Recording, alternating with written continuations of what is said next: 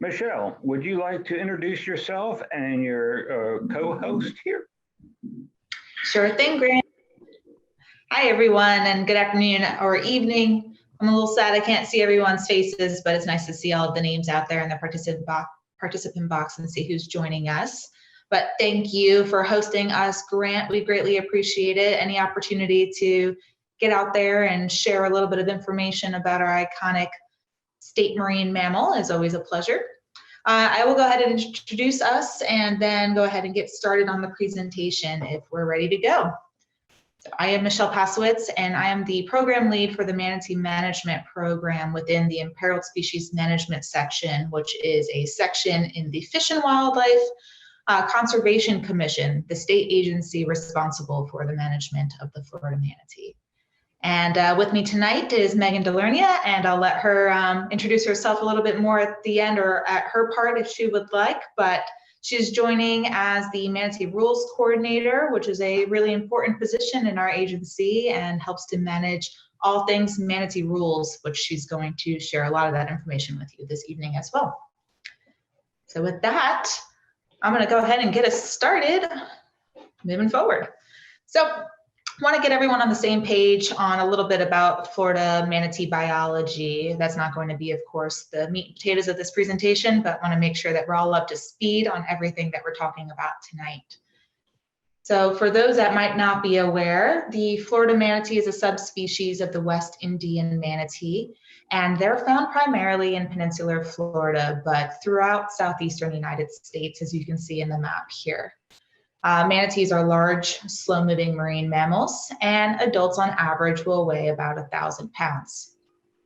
But looking back at the map, it's broken up into green and blue, and the green that you can see in the map is the summer or seasonal range of the Florida manatee. So during the warmer months, manatees will travel up the Atlantic coastline through Georgia, the Carolinas, and Virginia. We've had manatees travel a little further than that as well. And then in the Gulf of Mexico area, manatees will travel west through the northern Gulf of Mexico states and even as far west as Texas. But back to the blue portion of this map, this is peninsular Florida, and this is your year-round range for the Florida manatee. And this is where we see manatees during the spring, summer, fall, and winter. But most animals will return back to here in the winter months. And that's because, just like a lot of other Floridians, manatees like to stay warm in the winter. They are not like their distant cousins, the seals and the walruses. In fact, they don't have a lot of true blubber like those other species. So they're very dependent on environmental temperatures to stay warm in the winter months. They don't have that internal insulation that helps them to thermoregulate.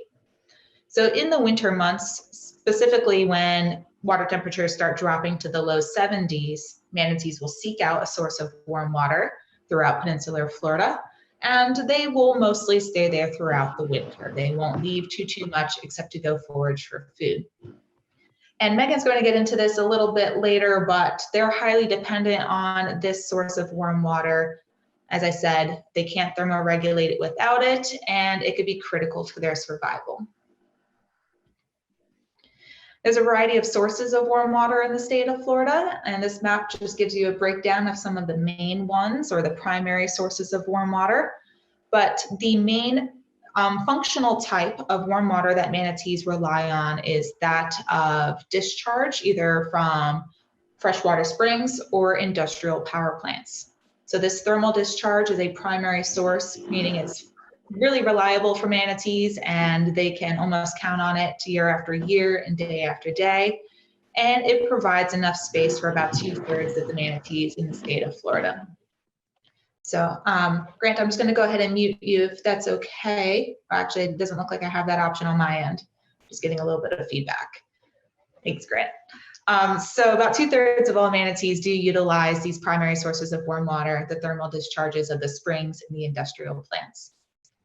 But secondly to that, another functional type is that of passive warm water habitats, or also known as passive thermal basins. And these are typically created by thermoclines, haloclines, and other physical conditions that temporarily slow the cooling process.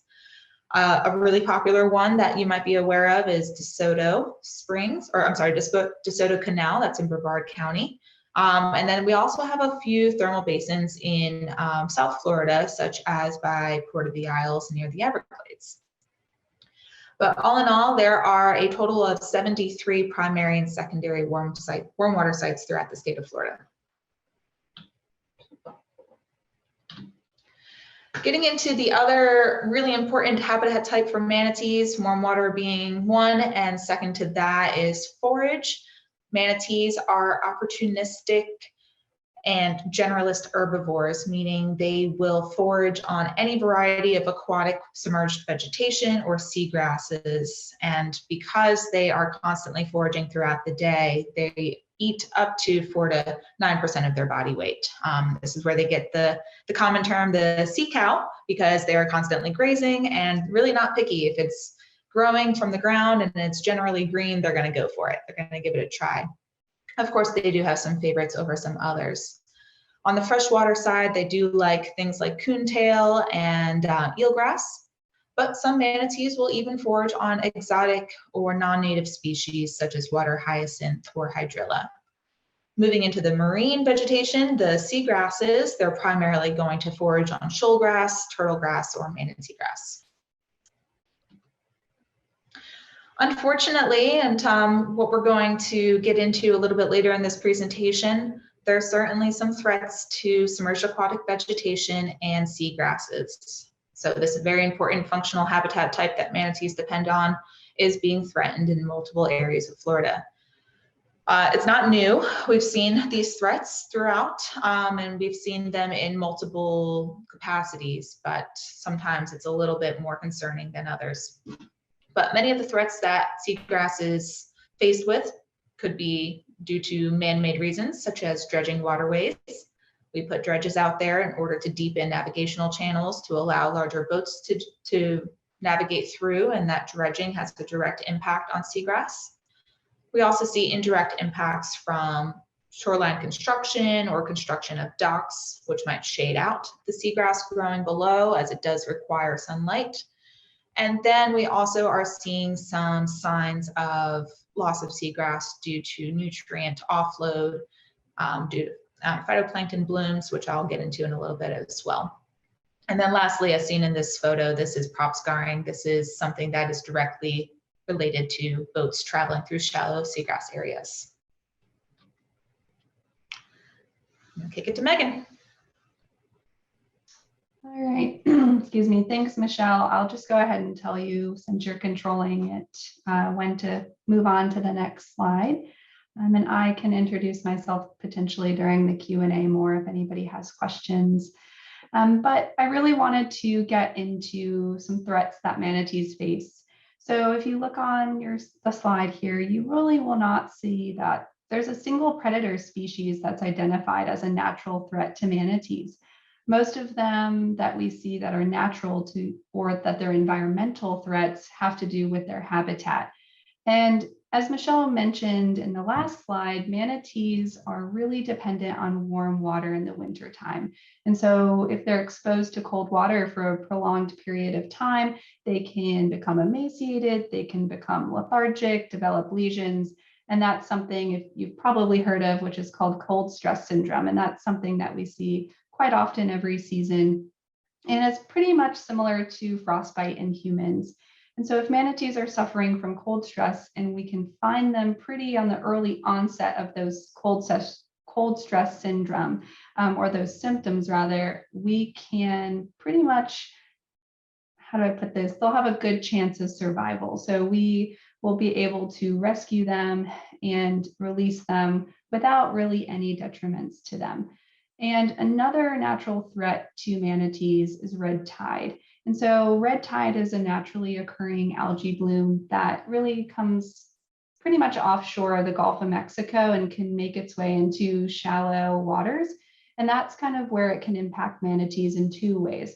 One, what can happen is more along the lines of neurotoxins within the red algae can either be ingested. So when they are eating or grazing on seagrass, because the seagrass is coated in those neurotoxins, or if they come up to breathe and they are breathing it in that way. So oftentimes, similar to cold stress, if we're able to rescue them early on, as soon as we start seeing those symptoms, we can get them in fresh water, fresh air, rehabilitate them, and really give them a successful chance. But I do want to say that sometimes we're not always able to rescue them, especially during some severe red tide events.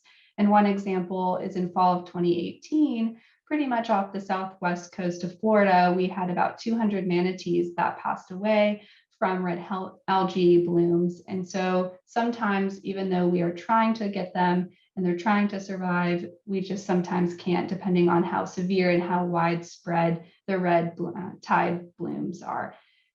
Okay, next slide, please. So not only do we have those natural threats, we definitely have our human-related threats, and they have altered manatee habitat in so many ways. So in 2007, when we did some species and status assessments, we determined that watercraft-related mortality, along with warm water habitat, was actually two of the largest human-related threats to manatee persistence across the state. And so watercraft collisions are really commonly thought of as propeller scars. So that is the main reason why manatees are dying from interacting with boats. But surprisingly, to most people, 70% of all manatee deaths that are related to watercraft collision actually is because of the blunt force trauma and impact that comes from the boat. It's not actually from the propeller interacting or hitting the manatee. And so I know you've probably been on the water, you've seen a manatee with a prop scar. And so that's important, but it's just equally as important to know about the blunt force trauma that comes with it. And that's probably, as much as you've seen manatees, you've probably seen a manatee protection zone sign across the state of Florida. And we will kind of go into why that's important and how that can impact or potentially reduce mortality related to watercraft collisions, and specifically that blunt force trauma that we see. But watercraft collisions and loss of warm water habitat, while they are equally important and significant to the impacts of manatees and how we need to find ways to protect them, there are many other reasons why manatees are being impacted. So whether that's coastal development, so for example, if you have an increase in boats because there's development on the water, that can potentially bring in more vessels, not only more people. So adding that additional stress to those manatees in that area, increasing potential likelihood of interacting with a human, let alone a vessel. You also have entanglement and ingestion. So they can suffer from injury or death if they accidentally interact with marine debris. And also to something that a lot of people are surprised when we talk to them about is control structures. And so Florida has a very intricate system of canals and rivers, and we have control structures, so culverts and locks that are, say, like floodgates, that are found everywhere in Florida. And they can sometimes be located where manatees are traveling. And sometimes manatees can get crushed or trapped in areas. And there is usually approximately 2% mortality related to structures in the state of Florida. Next slide, please. And so we know about these threats. They've been ongoing for years. And I really wanted to kind of just highlight to you guys how we try to offset these human-related threats to manatees, as well as those natural threats. We work to develop protections, minimize measures to prevent take of manatees. And within our section of FWC, the Imperiled Species Management section, we really work to accomplish these things through rules and regulations, which is what I'm going to focus on today. And that's not just for manatees, that's for manatee habitat, environmental commenting, education, and outreach. But just as important, you'll see these other components that are research, monitoring, data management, and these are just really few examples. But those are going to be the components to our management program that really support or provide support or evidence for how we make those rules, how we comment on construction projects, and really how we inform the public. And those components pretty much everything that you see here on the slide are really an integral part to how we manage it. And I do want to point out that we do have another section that does focus on manatee research and rescue, and they are closely related to us. But Michelle and I really come from that manatee management side. So this is kind of on this perspective is more dealing with how we can protect them and not necessarily on the rescue side right now. Next slide, please. All right, so really getting into that management. So what authority do we have to protect these manatees? So the Florida Manatee Sanctuary Act is a chapter in our Florida statute that really authorizes us FWC staff to adopt rules in areas where there is a greatest risk to manatees while still balancing the rights of waterway users. And I like to kind of showcase the two of them because sometimes it gets confusing. So basically, the legislator has passed this law or these statutes that give us the authority to then make rules based on this law. So if you ever want to know the multiple rules that we have related to manatees, you can look up chapter 68C-22 in the Florida Administrative Code, and that will give you all the rules that we have made at the state level related to manatee protection. And similar to kind of what I've highlighted before, and I will probably say it several times throughout this presentation, we have to use the best available scientific information available, because ultimately the research that we do and that others do is going to direct the management and feed the management decisions that we ultimately make or are implemented into a rule in our chapter. And these rules really do protect manatees from direct threats, indirect threats, and we even consider things that might be happening in the future. You can next slide, please. Okay, so part of my role with Michelle is the Manatee Rules Program. So similar or what I was highlighting on the different components a few slides ago of our management section in our program, I'm responsible for many different things related to manatee rules in the state. And so there are 4 primary responsibilities that I have while I wear many hats and do many things. So does Michelle. These 4 main bullet points kind of show you what I do pretty much on a daily basis. And I'll get into all of them in slides later on. But manatee protection zones are a huge component of my job. So I've heard all different names for them. People call them speed zones. They're similar to, you know, our speed zones that we have when we drive our vehicles, but they're for boats and they're for protection of manatees. We do exemption permits. So there are times, so for example, researchers who want to do photo ID of manatees and they want to access a no entry zone, they will come to us and submit an application saying that they want to enter a no entry zone to conduct research, and we can evaluate that. We will accept applications for exemption permits for a few different reasons. So if anybody at the end of the presentation has questions about that, I can definitely provide more information. Variances are almost similar to permits. So if a good example is if there is an activity going on in the waterway that we can potentially allow to happen for a short period of time, like a ski show, or there's filming or something going on, we can potentially issue a variance. It's temporary. Some can be permanent, but in my history, we've done some variances that are temporary and allow them to conduct that activity as long as they're meeting certain conditions that are related to watching out for manatees and things like that.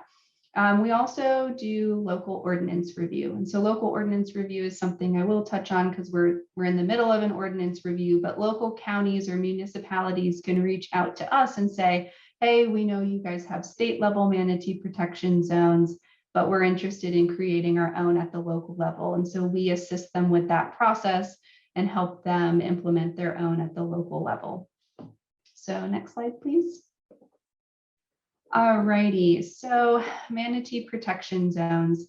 Like I said in the last slide, that is really the largest component of my job. It's not just about implementing a zone or creating a zone, it's also about monitoring it for making sure that people are being compliant, that they are effective, that law enforcement and everybody is abiding by that, and law enforcement can actually properly enforce these areas. And so manatee protection zones are rules that were established by FWC to really restrict the speed and operation of vessels in areas that are of greatest risk to manatees, and with the purpose of protecting them from those collisions, and not just collisions, harassment. And so these areas are particularly important, and these zones can also limit entry completely. So like I said, we can do no entry zones where nobody can come in unless it's a residential waterway and you need to come in and out of that waterway, or there are slow speed zones, your idle speed zones. So those are common examples of them. So statewide, we currently have about 14% of the waterways or accessible waterways in Florida that are regulated for manatee protection zone. So if you're a numbers person, that's about 300,000 acres of about 2.3 million acres of state accessible waters. So that kind of puts in perspective to you that only 14% of the waterways that are accessible are regulated. Now, we also under statute have to make sure, again, balancing the rights of waterway users, we're making sure that we can help out the boaters, but also help out the manatees. I know that everybody probably wants the entire waterways or state of Florida to be an idle or slow speed zone, but we just can't do that. And that's not our choice. I mean, we also have to follow the guidelines and the statutes that set the rules for us. And so I will say, just move on to the next slide. So there's that statutory guidance, right? So we know that we can't make every area of the water in the state of Florida a slow speed zone. And I know some people think we do, and I sometimes wish we could in some areas, but we do have guidance, and we have to consider implementing manatee protection zones through the lens of the law that gives us this authority to create the zones. And so in following that statute, we create zones, as you can see on the slide, where manatees are frequently sighted, where we have the data to support that, both on the manatee side, the boat side, the environment/habitat side.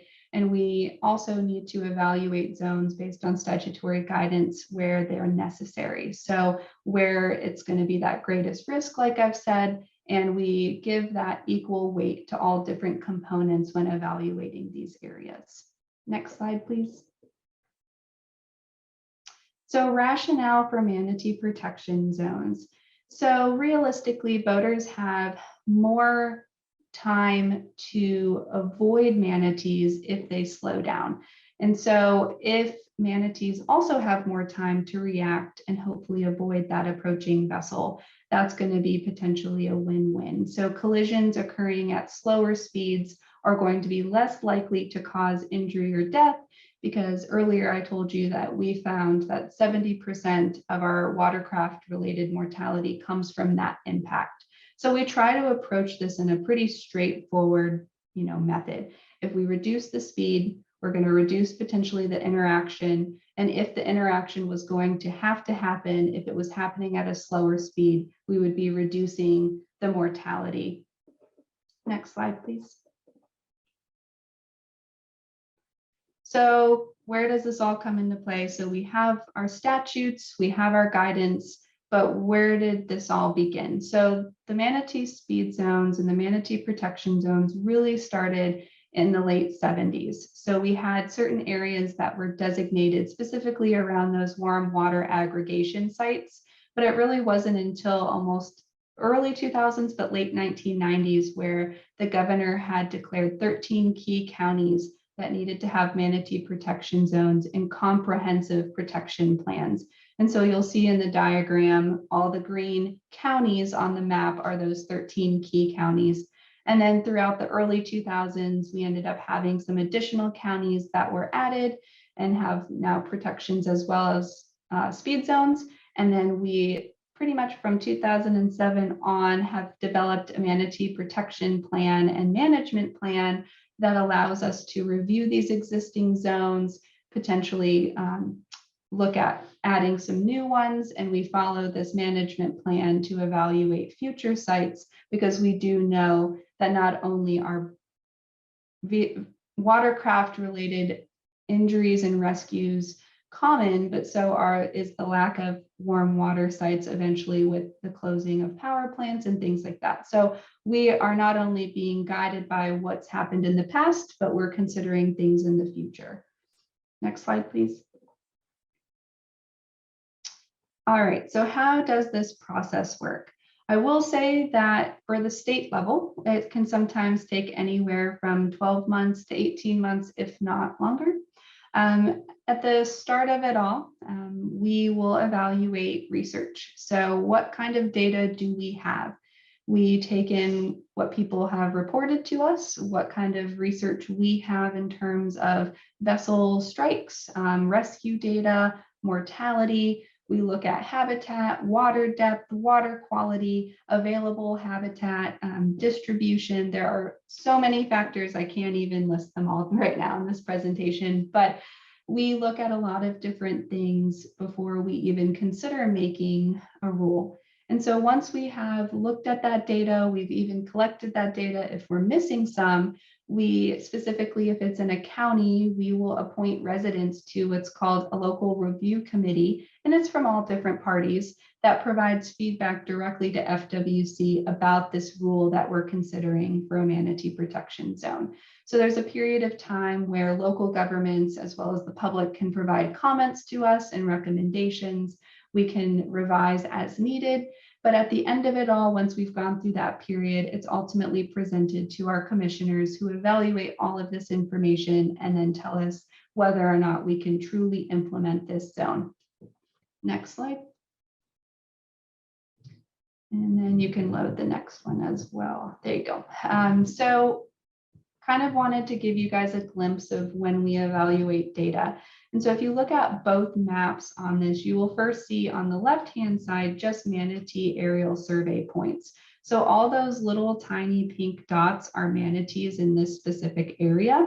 And so when we fly these aerial surveys, we have a printed out map, and we go ahead and we write down or we plot where all these manatees are. And we do this, we've been doing this for years. And this is just one example of how we collect manatee distribution data. But you can also see on the right-hand side that we can overlap that with boating or vessel point data. So not only can we point on there where there are different vessels, we can look at even, well, we can color code it rather, what their speed was.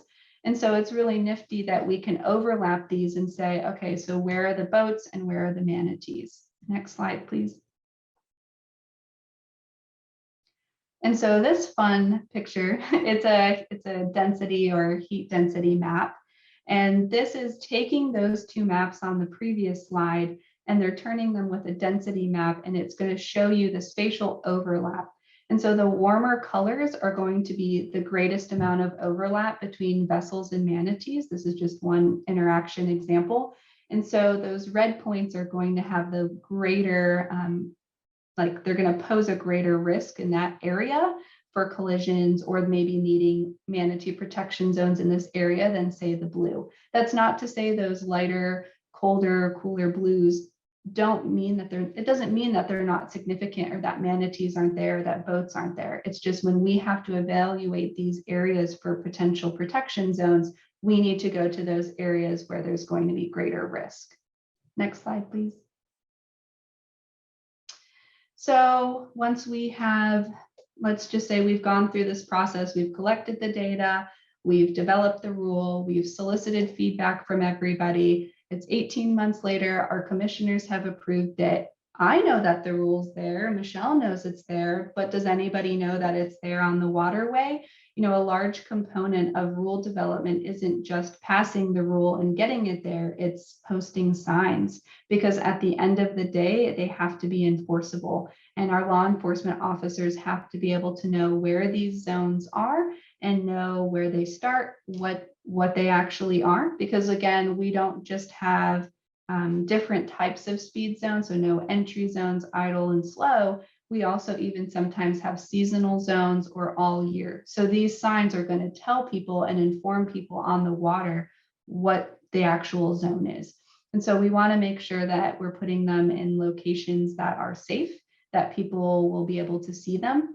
And we work very closely with our Department of Law Enforcement, which is what DLE stands for, to enforce those zones. So even if we are based out of Tallahassee, I can tell you I've already talked to people this week in Collier County, in Sarasota County, and I think up in Lee County. So we constantly talk to law enforcement about these zones, enforcement issues, and things like that. I also talk to people across the state that are just, somebody visiting the state concerned about speed zones, or people who live here as well who are concerned about them. So these signs are equally as important to us making the rule and getting them out there. And I will say too that we install, so our law enforcement officers, either through them or contractors, will install, repair, and remove signs. And one of the examples, and I can't remember if Michelle took this picture, and I'm pretty sure it's in Cape Coral.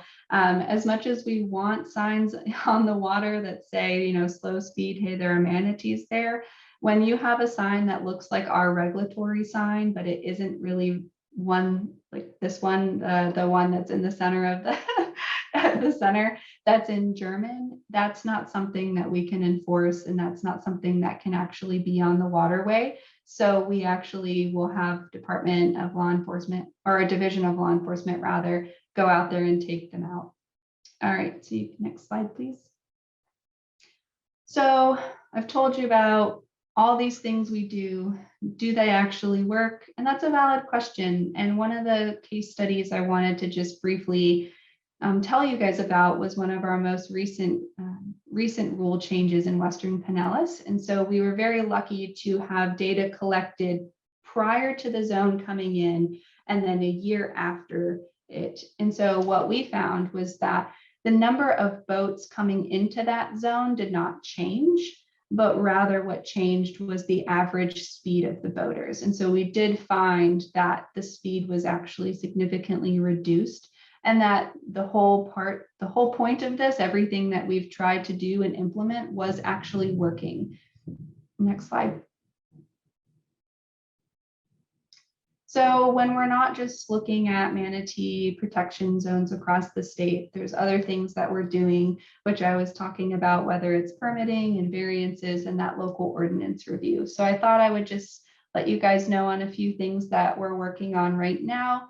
So currently Citrus County actually this week just finished their second ordinance related to manatee protection zones.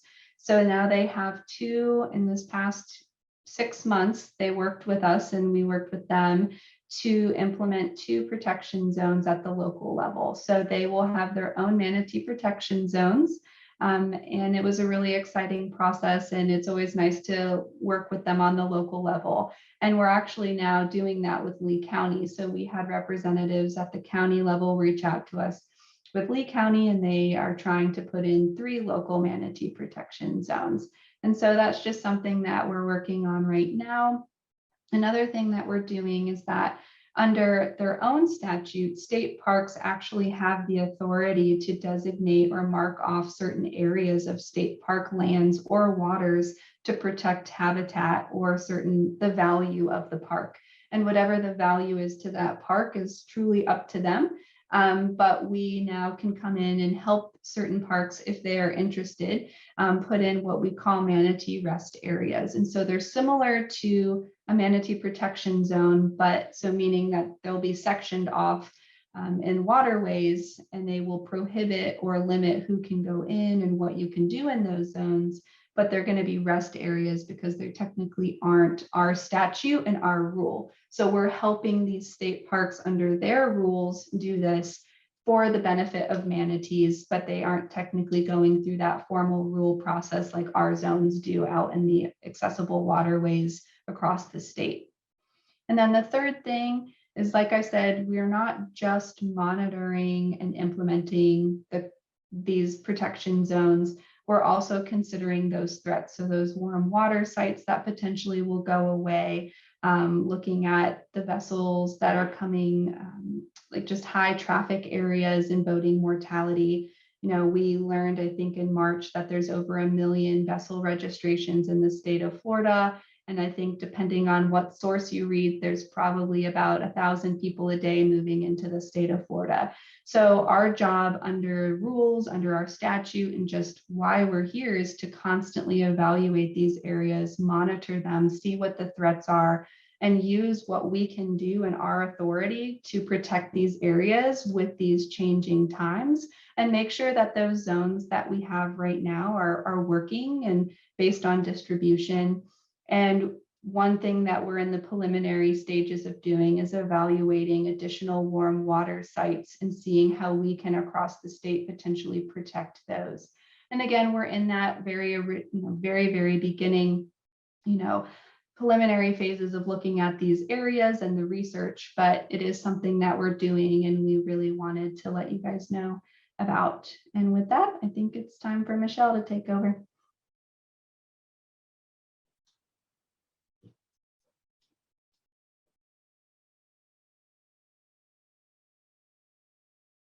You gotta unmute. Shucks darn, I'm sorry about that, everyone. Basically, thanks, Megan. Watercraft-related mortality is a huge leading cause of mortality for manatees at the human related reasons. So second to that is loss of habitat, and that's the other big thing that our office and our agency is constantly working towards. So a little bit about some of the habitat restoration projects and monitoring that we're involved in, because they all go hand in hand. All of these threats, they all need to be countered for and mitigated for.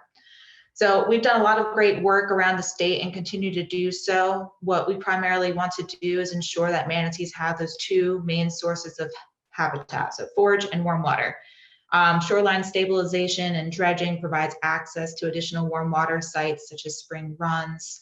We often also plant submerged aquatic vegetation or seagrasses in areas that are able to receive such restoration, as we want to improve that habitat type as well. So we've done a variety of projects in the past, which I'm not going to get into too many of those, but just want to share that that's always high on our radar. But the one that's been fresh in our notes right now, and the ones that we're really focusing on moving forward into the future, is warm water habitat and protection of that, because we know that that's the leading long-term threat to manatees, with the power plants potentially going offline in the next decade or so around the state. We've got a lot of work to do to make sure that we've got a conceptual network of warm water habitat for manatees in all of those management units. We've had success at creating new thermal refuges for manatees. The picture on the right is the Faka Union Canal in Collier County. This was a great project with many partners that came together and created a brand new warm water site. So we know it can be done. We've got some other potential opportunities around the state where we can improve warm water or protect existing warm water to counter the loss of the artificial warm water that's coming up in the future.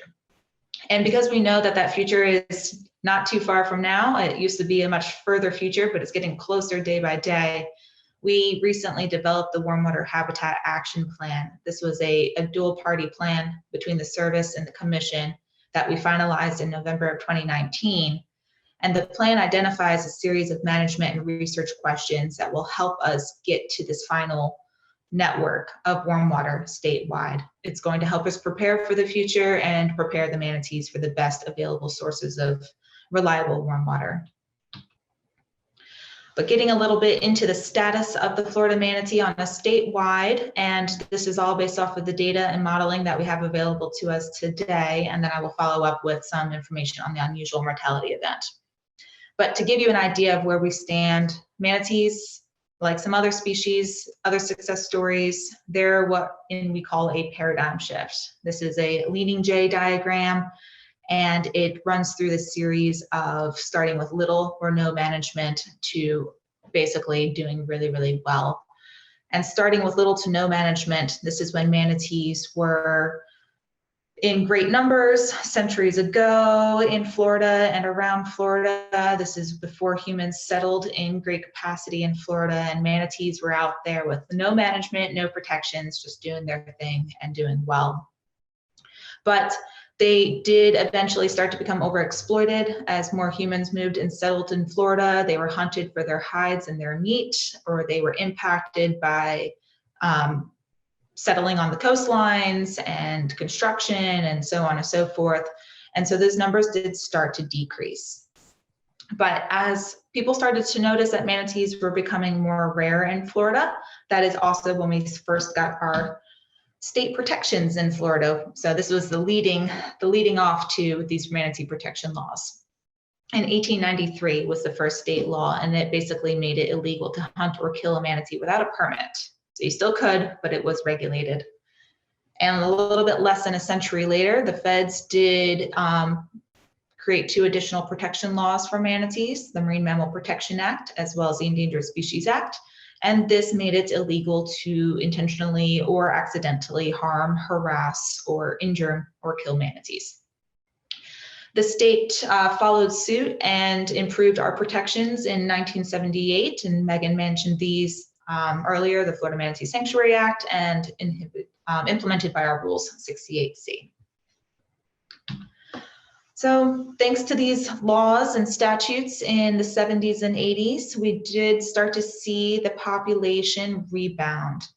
We're now in a phase of recovery management. The manatees were responding to these protections, and they were continuing, their population was continuing to grow. So it's certainly a success. The population has become stable, and it did continue to climb higher and higher. And this actually led us to a huge milestone in 2017, which is when the manatees were reclassified from endangered to threatened by a final rule enacted by the U.S. Fish and Wildlife Service. And this only was issued because of notable increase in populations, as well as notable improvements in habitat. A lot of our population studies led to this discovery. Our abundance surveys, which tell us more and more about how many manatees there likely are in the state of Florida. The most recent abundance survey came out in 2018 with data from 2015 and 16, which gives us a 95th percentile of 8,800 manatees statewide. Now, there are high and lows to that number, and we want to only improve that number. So we're in the middle of flying our third set of abundance surveys. This past winter, we flew the West Coast and the Panhandle. Next winter, we're going to fly the St. Johns River and the Atlantic. And a year later, we will come out with our next best estimate of the statewide population or abundance of manatees. And we do a variety of other population modeling as well, which has led us to believe that they are in a good spot to be reclassified from endangered to threatened. But most important here is that that reclassification did not diminish any existing protections, because we know it's those protections that got us to that point. That point, which we now call conflict management. So more and more manatees, the numbers are growing, but we're also seeing more and more humans in Florida. And so there is a lot of shared space, a lot of shared habitat, and a lot of threats and impacts to manatees because more people that are here in Florida as well. But we are working to find a sustainable coexistence, and we will get to where we consider to be the happy medium of this coexistence between manatees and humans together in one spot. Unfortunately, as you guys are all waiting to hear, there has been some more challenges and hurdles that we do have to overcome. But I do want to start off by saying that an unusual mortality event is not a new thing. While we're in an ongoing one right now on the Atlantic coast, we have experienced 7, I believe, unusual mortality events since we've been monitoring manatees in the state of Florida. And they've been for a variety of reasons, but primarily due to cold stress or red tide, which Megan spoke to earlier as well. And every single time we've gotten through one of those events, the population in that region did rebound.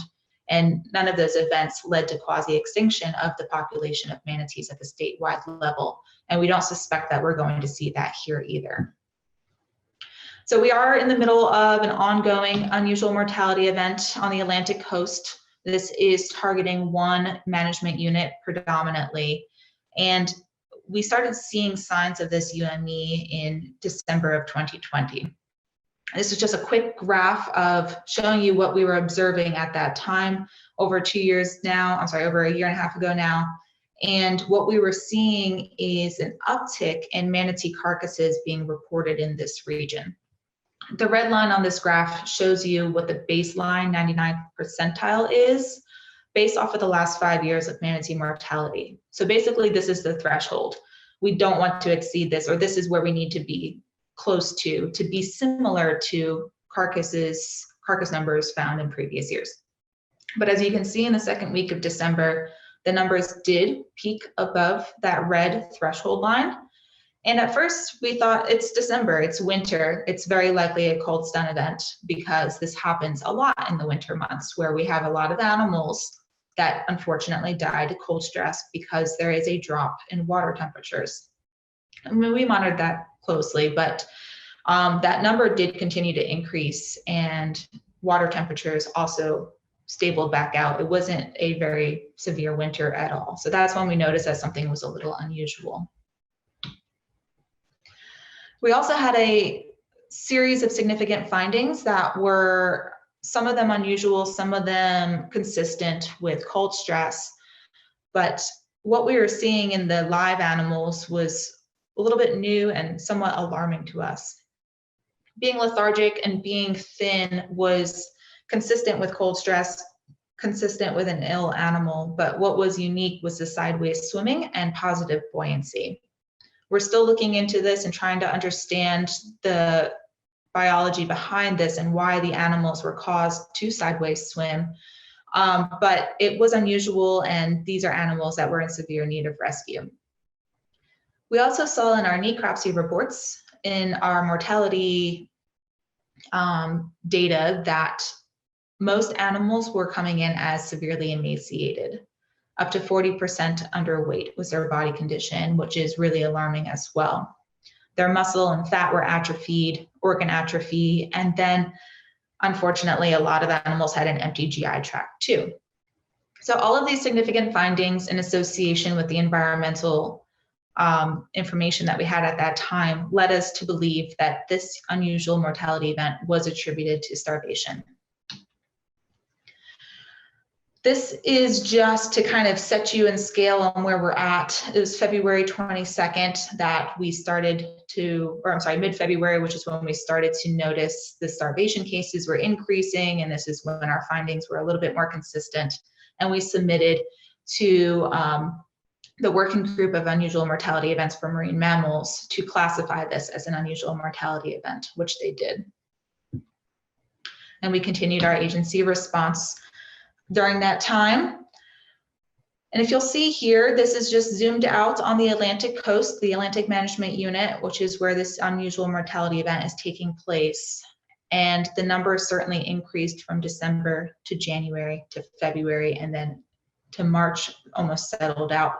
But what is interesting here is when you get into April and May, the spring months, this is last year, the numbers did start to decrease, and the reported carcasses did start to spread out as well. And this was likely due to a traditional migration period in the spring and summer months when manatees leave their natural warm water sites and go and find forage elsewhere in other areas of the state. So what we were seeing here was an epicenter in Brevard County and the Indian River Lagoon, where the number of carcasses was severe in the winter, but then did settle out in the spring and summer. This just a quick recap on where we're at to April 1, not necessarily to date, but considering December 1 of 2020 through almost present day. 1,200 carcasses of all causes of death were documented in the Atlantic Management Unit, and we had over 132 rescues. Sure, you all are aware of the cause of the unusual mortality event, but I'll give you some background here as well. We work very closely with the St. Johns River Water Management District, DEP, the NEP, and local governments to track water quality and seagrass growth in all areas of the state. While we do track red tide in the FWC, our state agency is not the one responsible for tracking the water quality, but we do coordinate closely with the partners that do. And so of the reports that were being fed to us, it's been alarming for some time. It's been, unfortunately, a slow, drawn-out decrease in the submerged aquatic vegetation and seagrasses along the Atlantic coast for the last 11 to 12 years.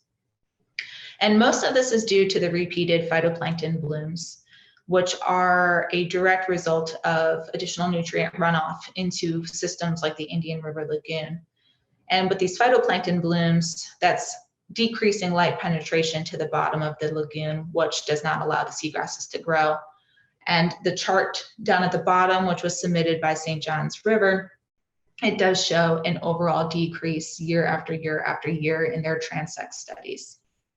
Unfortunately, we ultimately got to the point where the seagrasses just were not rebounding back that growing season, and we got to a sudden decrease in seagrasses that didn't support the manatee population in the IRL, and they did not have enough forage the last 2 winters.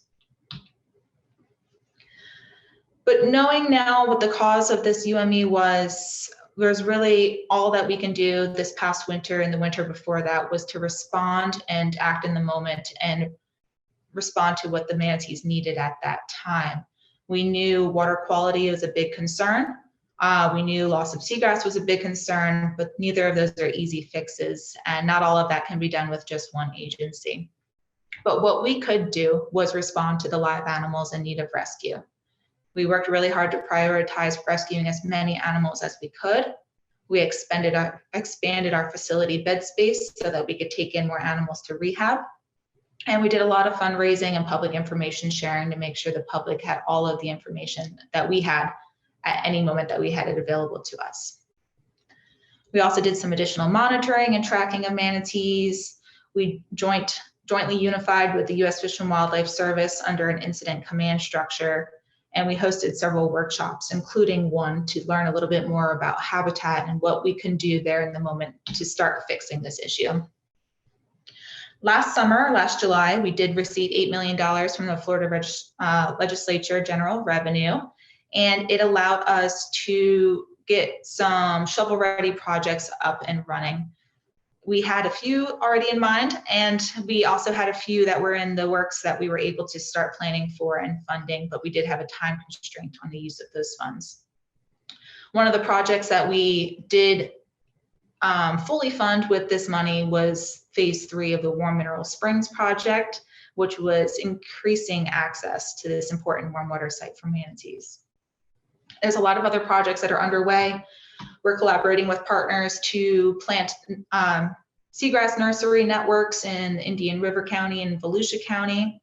We're also working on some Vallisneria projects up and down the Atlantic coast, 7 of them to be exact.